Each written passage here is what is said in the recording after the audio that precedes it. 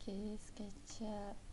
Okey, kamu jangan lupa ya tulis nama masing-masing kat ruangan chat ni. Nanti cikgu akan ambil sebagai attendant. Tulis ya. Okey, jom kita mula. Maaf hari ni lambat sikit. Macam-macam perkara. Jadi, okey, sekarang jom kita mula. Okey. Assalamualaikum warahmatullahi wabarakatuh dan salam sejahtera. Semua hari ni sihat ke?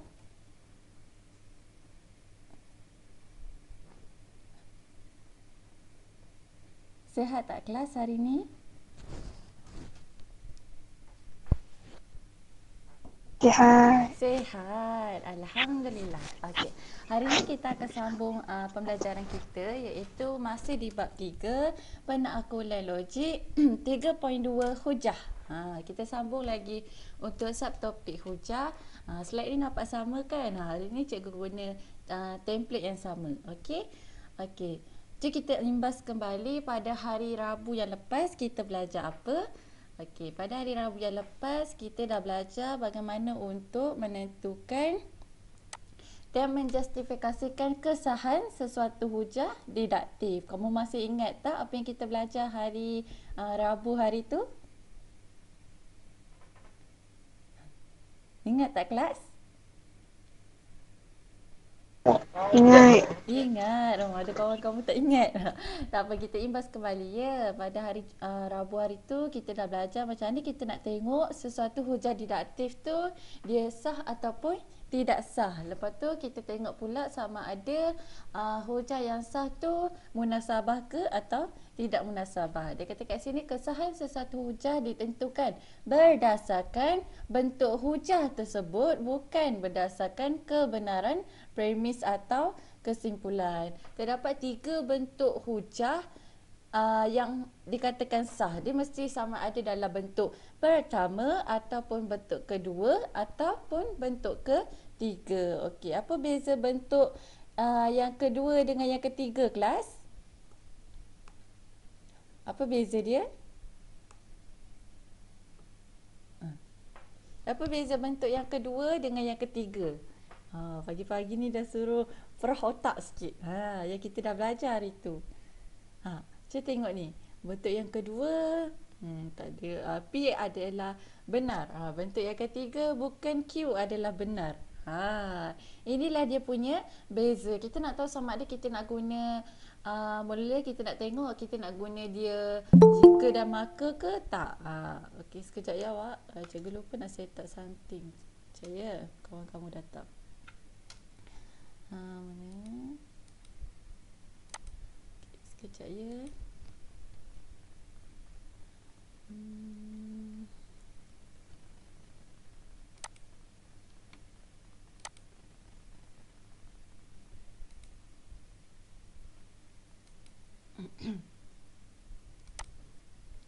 Okey, kita nak tengok dia, kita nak tahu dia, kita nak guna bentuk yang kedua ataupun yang ketiga, kita kena tengok dia punya bukan. Macam kalau bentuk ketiga ni, dia ada bukan, lepas tu premis kedua dia Q. Kalau bentuk yang kedua, premis kedua dia P. Itulah beza dia. Beza dia kat sini bukan dengan ni, bukan Q adalah benar, bukan P adalah benar. Kalau ni premis kedua dia P, kesimpulan dia Q. Cikgu harap kamu masih ingat sebab apa yang kita nak belajar hari ni ada kaitan dengan apa yang kita dah belajar pada hari Rabu yang lepas. Okey. Okey, ni kita nak tengok sama ada satu hujah tu munasabah ke tak. Kalau kita nak tahu dia munasabah ke tak, kita kena tengok apa kelas?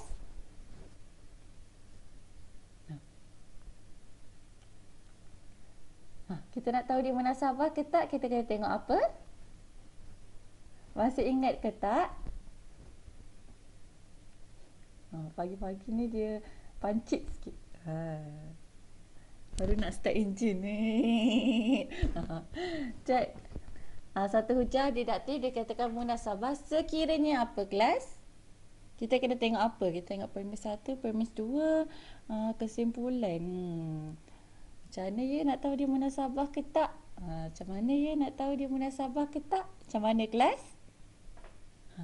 Ni dah ada hint lah kat sini.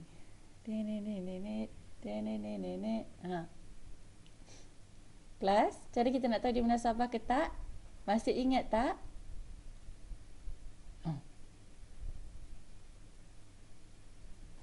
Jika semua premis dan kesimpulan adalah benar. Betul. Okey, kalau kita nak tengok dia munasabah ke tak, kita mesti tengok dia punya premis 1 ni benar, premis 2 benar, kesimpulan dia pun benar. Maka barulah dikatakan hujah didaktif ini munasabah. Kalau ada yang palsu terus jadi tak munasabah. Cikgu harap kamu ingat ya, sebab hari ni kita nak sambung ada kaitan dengan apa yang kita belajar pada hari Rabu yang lepas. Okey, hari ni kita nak tengok apa? Hari ni kita nak tengok bagaimana untuk membentuk hujah didaktif yang sah bagi suatu situasi dengan betul. Okey, contoh yang pertama, dia kata bentuk satu hujah didaktif yang sah bagi setiap situasi yang berikut. Semua mamalia menyusui anaknya. Kucing ialah mamalia. Kucing menyusui anaknya. Okey, macam mana kita nak bentuk satu hujah didaktif yang sah? Kita kena tengok, kalau kita tengok semua perkataan depan dia ni, kita nak guna bentuk yang mana kelas? Bentuk yang pertama ke, bentuk yang kedua ke, bentuk yang ketiga? Kalau semua.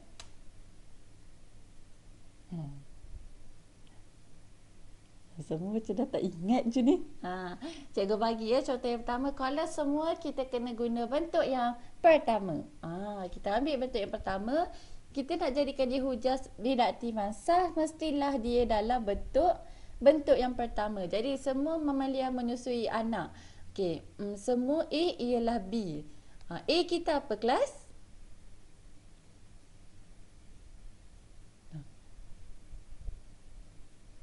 Kita apa? Pagi-pagi ni dia pancit sikit semua. Senyap je. A ni apa? Jadi kita tengok kita punya pernyataan dia beri semua mamalia menyusui anaknya. Okey, semua A ialah B.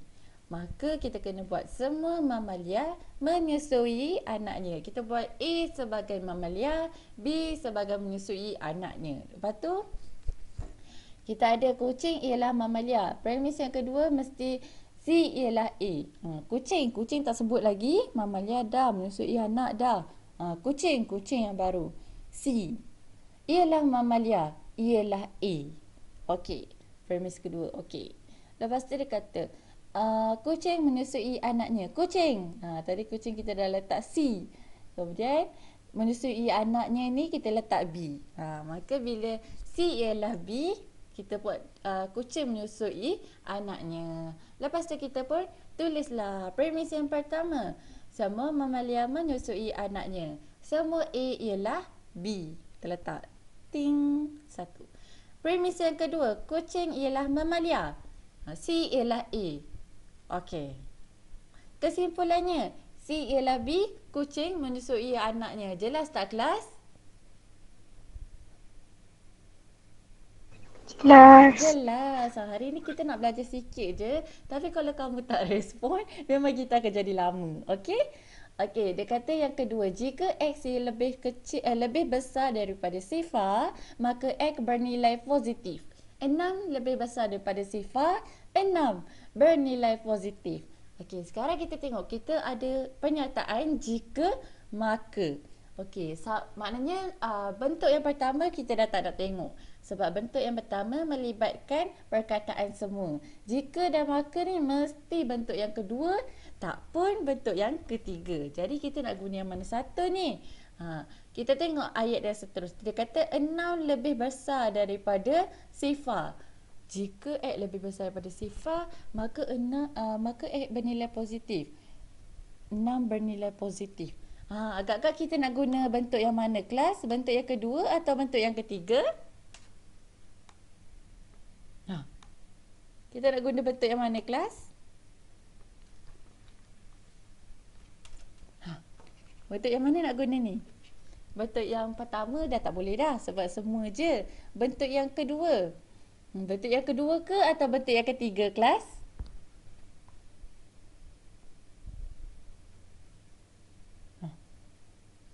Bentuk yang mana ya nak guna? Cikgu bagi contoh dulu. Nanti ada aktiviti kita buat sama-sama. Okey, dia kata Jika X lebih besar daripada sifar, maka X bernilai positif. 6 lebih besar daripada sifar, 6 bernilai positif. Maknanya kita kena guna bentuk yang kedua sebab bentuk yang ketiga kena ada perkataan bukan. Okey, sekarang kita ambil bentuk yang kedua. Bentuk yang pertama dia tak boleh sebab perkataan semua tak ada. Ni adalah jika dan maka. Maka dia sama ada bentuk yang kedua ataupun bentuk yang ketiga. Okey, bentuk yang kedua, jika P maka Q. Okey, jika X lebih besar daripada sifar, maka X bernilai positif. Maka P kita adalah X lebih besar daripada sifar. Maka Q kita X bernilai positif. Lepas tu premis yang kedua kita adalah P. Maka kita ambil yang ni, ayat ni 6 lebih besar daripada sifar sebagai P. P kita. Sebab dia dalam bentuk macam ni. Ni adalah P. Lepas tu 6 bernilai positif. Q. Okey. Lepas tu kita letak je dalam kotak dia. Janjang. Okey. Premis yang pertama. Jika X lebih besar daripada sifar, maka X bernilai positif. Premis yang kedua. 6 lebih besar daripada sifar. Kesimpulannya 6 bernilai positif. Okey kelas, jelas tak yang ni? Jelas. Alhamdulillah. Senang je hari ni kita nak belajar. Kejap ya. Okey. Contoh yang seterusnya. Jika X ialah nombor ganjil, maka X tambah 1 boleh dibahagikan tepat dengan 2. 18 tambah 1 tidak boleh dibahagikan tepat dengan 2. 18 bukan nombor ganjil. Sekarang kita nak tahu dia sama ada bentuk yang kedua ataupun bentuk yang ketiga sebab dia pakai jika dan maka. Okey, kita dah tahu. Bentuk pertama cancel out. Nak tengok dah bentuk yang pertama. Okey, sama ada bentuk yang kedua ataupun bentuk yang ketiga je sekarang ni. Lepas tu kita tengok ayat seterusnya. Dia cakap 18 tambah 1 tidak boleh dibahagikan tepat dengan 2. Kalau ikutkan atas ni dia cakap X tambah 1 boleh dibahagikan tepat dengan 2. Okay, X ni dia dah ganti dah dengan 18. Dah nampak dah. Tapi dia kata kat sini boleh. Tapi bawah ni dia cakap tak boleh. Kita nak kena guna bentuk yang kedua atau bentuk yang ketiga, kelas?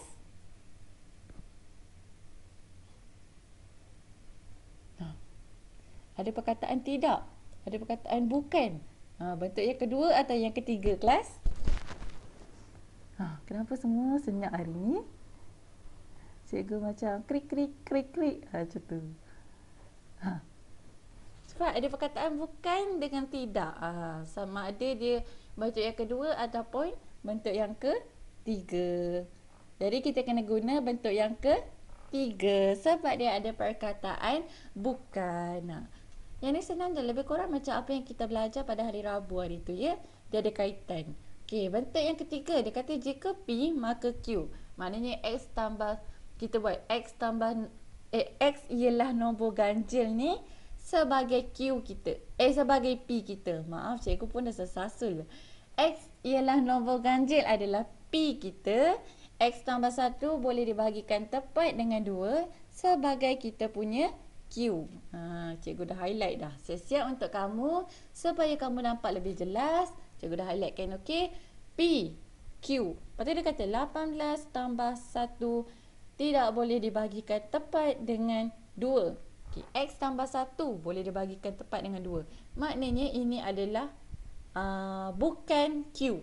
Ataupun kita sebut sebagai tilde Q. Macam kita belajar hari tu, dia punya simbol macam ombak-ombak. Macam tu. Macam kita belajar masa penafian hari tu. Tu pun boleh kita guna simbol tu. Okay.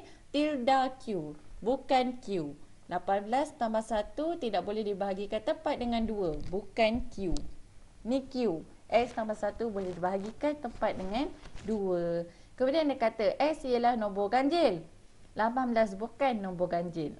Itu sebagai kita punya kesimpulan sebab dia adalah bukan P. Okey. Jadi kita pun letak dia dalam kotak. Macam mana kita nak tulis?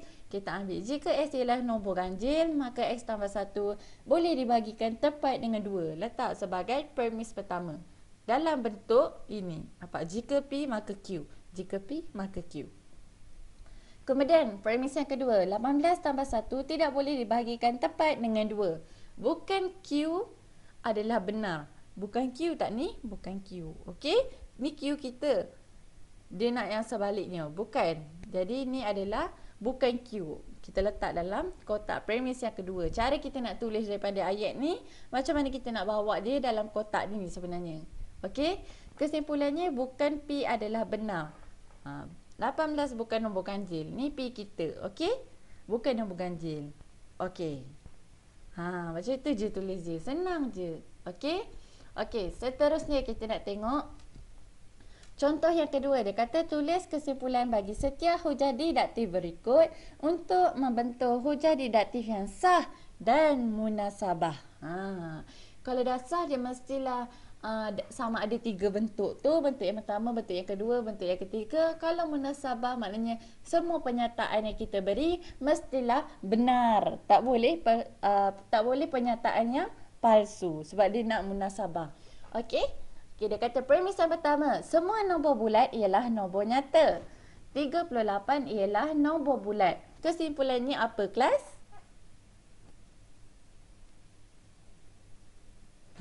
Kesimpulannya apa?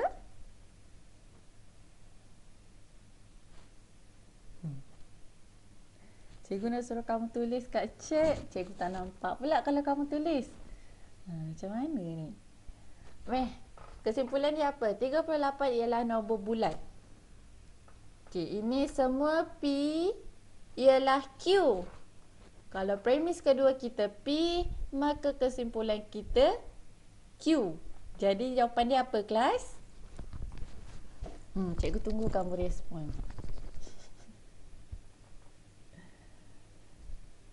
Cepat, 38 ialah nombor bulat premis yang pertama. Kesimpulan dia akan jadi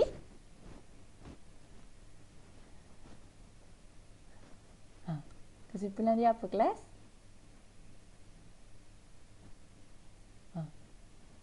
Semua senyap ni. Kelas, kamu dah bangun ke belum ni? Semua senyap je ni. Cepat kelas, fikir. 38 ialah nombor bulat. 38 ialah ialah apa, cikgu dah bagi dah. Jeng, jeng, jeng, jeng. Belakang ni. Nombor nyata. Nombor nyata. Okey. Pandai. Semua senyap hari ni. Cikgu tak tahu kenapa. Kalau kelas pagi je kamu senyap. Mungkin kamu pun mamai-mamai. Lepas tu cikgu suruh kamu fikir. Otak baru nak start engine. Macam tu sekat-sekat lagi. Okey, baru nak panas enjin. Sebab tu dia macam cikgu suruh fikir semua. Tak boleh fikir lah cikgu pagi-pagi ni. Macam tu. Okey. Okey, dia kata 38 ialah nombor bulat. Maka kesimpulan kita ialah 38 ialah nombor nyata. Senang je. Sebab ni semua P ialah Q. Kalau ini adalah P kita. Kalau ini adalah bentuk yang pertama. Maknanya premis pertama kita mesti P. Kesimpulan kita mesti Q. Sebab tu lah ditulis 38 ialah nombor nyata. Cikgu rasa kamu tak ada masalah pun yang ni. Dia tak susah pun. Okey. Lepas tu dia kata, premis yang pertama, jika A X kuasa 2 tambah B X tambah C sama dengan sifar, mempunyai punca nyata, maka B kuasa 2 tolak 4 AC lebih besar atau sama dengan sifar. Lepas tu premis kedua dia cakap, 2x kuasa 2 tambah px tolak 2 sama dengan sifar, mempunyai punca nyata. Kesimpulannya, cikgu bagi hint. Jajang. Iya. Dia kata kat sini, dia kata bagi 2x kuasa 2 tambah px tolak 2 sama dengan sifar, bermakna A kita sama dengan 2, B kita sama dengan P dan C kita sama dengan negatif 2. Makanya, kesimpulan kita apa, kelas? Kesimpulan kita yang ni. Tapi kita nak kena masukkan nilai dia, okey? Nilai dia ni. Sebab dia dah letak premis yang kedua ni dah ada nilai 2 X kuasa 2 tambah PX tolak 2. Jadi kat sini kita tahu A kita adalah 2, B kita adalah P dan C kita adalah negatif 2. Okey? Jadi kesimpulannya apa, kelas?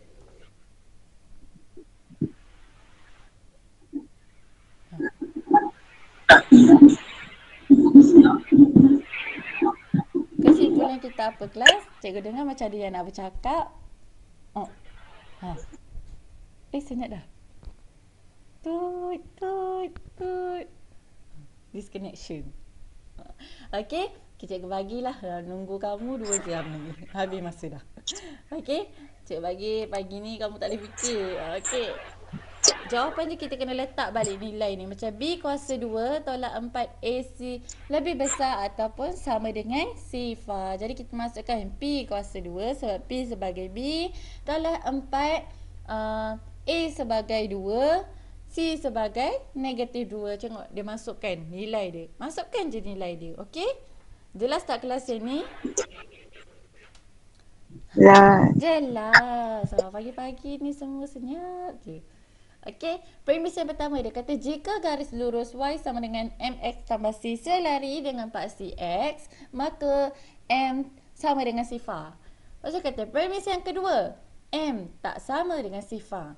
Okey, jika kita tengok daripada premis yang pertama ni, dia soalan jika dan maka. Jika dan maka. Okey, sama ada kita nak tengok bentuk yang kedua ataupun bentuk yang ketiga. Lepas tu kita tengok, okey, jika dan maka tu dia cakap jika P maka Q. Jadi P kita adalah garis lurus Y sama dengan MX tambah C selari dengan paksi X. Ni kita punya P kita. Q kita adalah M sama dengan sifar. Lepas tu dia cakap kat sini dia bagi tahu. Premis M tak sama, premis 2 kita M tak sama dengan sifar. Maknanya ni adalah tilde Q, bukan Q. Maknanya kesimpulan kita mestilah bukan P. Jadi jawapan kesimpulan kita apa kelas?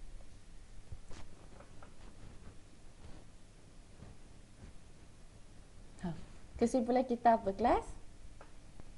Kalau premis kedua kita M tak sama dengan sifar, maknanya dia adalah bukan Q. Kesimpulan kita akan jadi bukan P.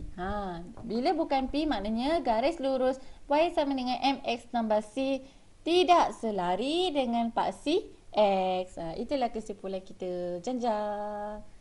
Cikgu nak suruh kamu fikir tapi nak tunggu kamu. Cikgu suruh kamu fikir ni. Okey, dia kata tulis premis bagi setiap hujah didaktif berikut untuk membentuk hujah didaktif yang sah dan munasabah. Kena dalam bentuk 3 bentuk tu dengan semua kita punya premis dan kesimpulan mestilah benar. Okey? Okey, sekarang dia bagi 37 premis yang kedua ya. 37 ialah nombor perdana. Kesimpulannya 37 hanya mempunyai 2 faktor. Jadi premis pertama kita apa kelas?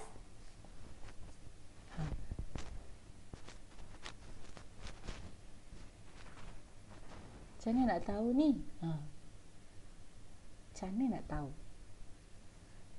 Cikgu bagilah. Tunggu kamu respon.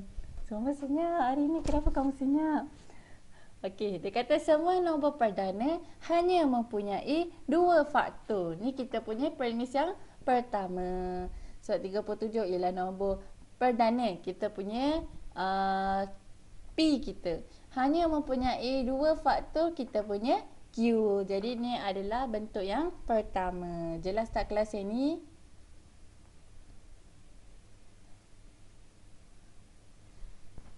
Jelas tak kelas? Ni dia suruh kita tulis premis dia. So dah ada premis yang kedua. Dengan kesimpulan kita ambil, kita letak balik dalam premis yang pertama. Gabungkan balik. So premis pertama ni macam pernyataan yang awal-awal yang diberi. Okey? Okey, seterusnya dia kata jika jualan tahunan syarikat ANC melebihi 3 juta, maka pekerjaannya mendapat bonus 3 bulan gaji. Kalau jika dan maka maknanya sama ada bentuk yang kedua ataupun bentuk yang ketiga. Okey, dia kata jualan tahunan syarikat ANC tidak melebihi 3 juta. Tidak. Ada perkataan tidak kat sini. Maknanya dia adalah sama ada bentuk yang kedua ataupun bentuk yang ketiga. Tapi sebabkan dia dah ada tidak, maknanya kita tahu dia adalah bentuk yang ketiga.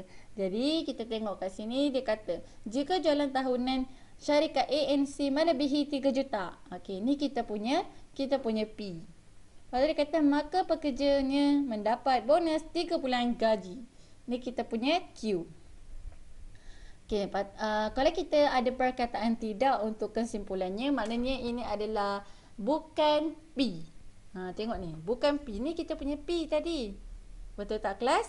Lepas tu dia tambah perkataan tidak. Maknanya dah jadi bukan P. Okey, premis yang kedua akan jadi bukan Q. Bukan Q. Q kita pekerjanya mendapat bonus 3 bulan gaji. Bukan Q akan jadi apa kelas? Bukan Q akan jadi apa?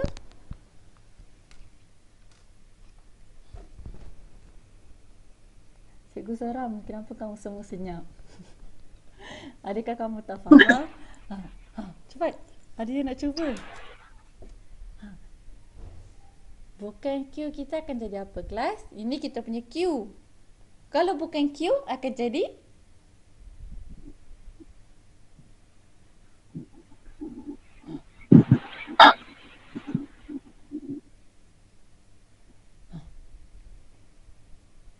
Tidak mendapat gaji lebih. Bagus. Ada kawan kamu yang tak cuba. Dia kata pekerjanya tidak mendapat bonus 3 bulan gaji. Betul. Pandai. Okey? Sebab dia kata pekerjanya. Kalau kita nak tulis pekerjanya, kita ambil lah syarikat ni. Pekerja mana? Pekerja syarikat ANC. Tidak mendapat bonus 3 bulan gaji. Kamu nak tulis kat sini, kamu kena sesuaikan juga dengan pernyataan dia. Okey? Alright, cikgu harap kamu jelas yang ni. Okay, seterusnya dia kata tulis premis. Soalan yang sama. Kita kena tulis dia punya premis. Dia bagi jika X sama dengan K, maka X punca bagi persamaan 3 X kuasa 2 tolak 5 sama dengan 12. Okay, sekarang kita tengok jika maka. Sama ada bentuk yang kedua ataupun bentuk yang ketiga. Okay, jika P maka Q. Untuk premis yang pertama. Jadi X sama dengan K ni kita punya P. X punca bagi persamaan 3 X kuasa 2 tolak 5 sama dengan 12 adalah kita punya Q. Okey, sekarang kita nak tahu dia bentuk yang kedua ataupun bentuk yang ketiga. Kita tengok kesimpulan dia. Dia bagi dah. Dia kata X tak sama dengan 9. Tak sama. Tapi premis pertama kita, jika P dia X sama dengan K.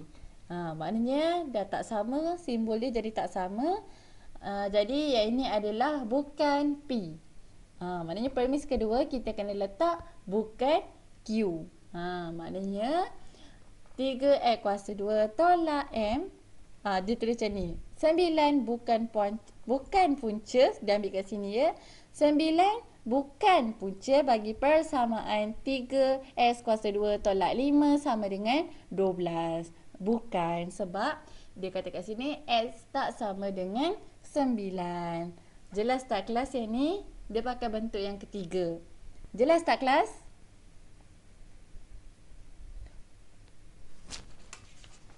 Jelas. Jelas. Dia tak susah pun kan? Dia tak susah pun.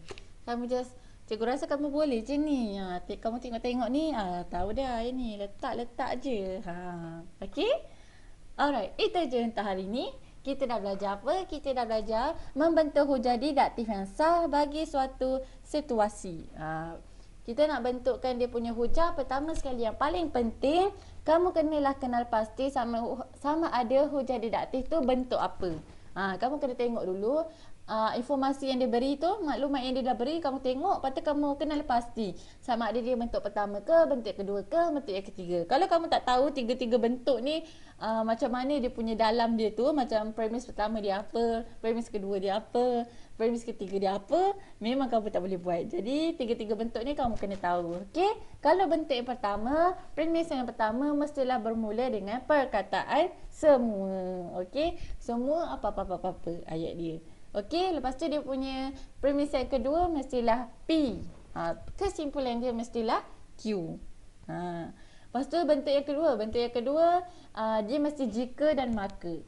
Jika P maka Q. Lepas tu premis kedua dia adalah P, kesimpulan dia adalah Q. Bentuk yang ketiga pula jika dan maka juga. Jika P maka Q, tapi premis pertama dia mestilah bukan Q. Kesimpulan dia adalah bukan P. Cikgu harap kamu boleh ya yang tu. Okey, macam biasa, kerja rumah. Cikgu baru perasan hari Rabu hari tu, cikgu silap tulis kat sini. Cikgu nak tulis DSKP 3.2B. Tapi cikgu pergi bantai tulis praktik DSKP 3.2A. Tak ada seorang pun bagi tahu cikgu. Cikgu buat slide semalam, cikgu alamak. Cikgu baru perasan cikgu tersilap. Lepas tu cikgu tulis benda yang sama kat dalam kamu punya Google Classroom. Tapi cikgu masukkan dia punya muka surat tu dah betul, salah tulis. Nasib baik ada kawan kamu yang dia dah tahu dah, cikgu salah dah ni. Dia terus buat je muka surat yang betul. Okey, kalau ada silap kamu boleh je bagi tahu cikgu. Ni tak ada siapa bagi tahu cikgu. Cikgu tak sedar pun memang dia tu salah. Okey, semalam baru cikgu tengok, alamak, salah tulis. Cikgu tulis 3.2A, patutnya 3.2B. Okey, jadi siapa yang tak buat 3.2B lagi, silakan buat. Siapa yang dah buat, sambung lagi 3.2C. Muka surat 26. Kemudian cikgu nak kamu buat dalam buku teks tu praktis kendiri 3.2C. Muka surat 79. Soalan 1 dan 2 sahaja. Sahaja, okey? Sahaja tu kamu boleh dah tengok sahaja ke bukan sahaja. Okey? Buatlah dalam buku tulis Mat 2. Semua dalam bab 3 ni buat dalam buku Mat 2 ya. Nanti bab yang seterusnya kita pergi buku lain pula. Cikgu tak nak campur-campur. Sebab menurut cikgu kamu, macam tu lah. Dia bab 1, bab 1 buku 2 kot. Lepas tu bab 2 buku 3 macam tu. Saya pun tak tahu, tapi cikgu tanya cikgu kamu, dia kata mana-mana pun boleh. Tapi cikgu tetapkan kamu buat dalam buku Mat 2. Okey, tak nak campur-campur. Okey, jelas tak kelas hari ni? Hari ni kita belajar apa, jelas tak? Kamu tak respon. Cikgu pun tak tahu kamu faham ke tak faham. Atau kamu buka lepas tu kamu tidur. Kelas? Jelas. Jelas. Sebabkan jelas, sebabkan kamu tak respon, cikgu tak tahu kamu faham ke tak, kita buat kuis. Macam biasa, kuis ni cikgu akan bagi link dia dalam quizzes. Nanti cikgu akan bagi link dia. Semua kena jawab. Sebab hari kamu tak respon, cikgu tak tahu kamu faham ke tak, jadi cikgu nak semua orang jawab. Okey? Okey, itu saja kelas untuk hari ini. Ada sebarang soalan? Sekejap ni kelas kita hari ni. Ada. Tak ada. Okey, itu sahaja kelas. Sekejap lagi cikgu bagi link dia. Okey. Sekejap ya. Okey. Ada apa-apa nak tanya? Ada. Tak ada. Okey, itu sahaja kelas. Terima kasih sebab masuk kelas cikgu. Ada masa ni tolong jawab kuis ya. Cikgu tak ada bagi masa. Cikgu bagi masa sebelum pukul 8. Sebab kehadiran untuk yang siapa yang tak datang kelas waktu ni, kuis ni cikgu akan kira kehadiran dia. Okey, tapi cikgu nak semua orang jawab, okey? Okey, itu saja kelas. Sekian, terima kasih. Assalamualaikum dan salam sejahtera. Siapa tak tulis nama lagi, silakan tulis. Okey?